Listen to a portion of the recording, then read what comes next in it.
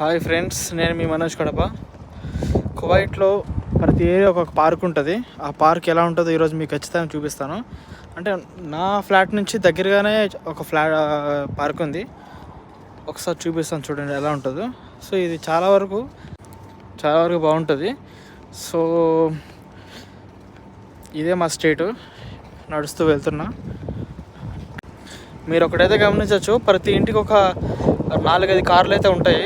ఎందుకంటే మన ఇండియాలో కామన్గా ఒక బైక్ ఎలా ఉంటుంది ప్రతి ఇంటికి, అలానే ఇక్కడ కార్లు అట్లా ఉంటాయి.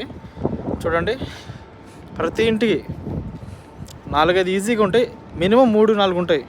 ఇవైతే డేట్ పామ్స్. కువైట్లో చాలా వరకు ప్రతి ఇంట్లో ఉంటుంది డేట్ పామ్స్ అనేవి. మొత్తానికి అయితే పార్క్ దగ్గరికి అయితే వచ్చేసి ఇది ఎంట్రన్స్. ఇది లోపలికి వెళ్ళి చూపిస్తాను. ఇక్కడైతే మనం మామూలుగా వచ్చేసి వాకింగ్ చేసుకోవచ్చు. ప్రతిదీ కూర్చోవడానికి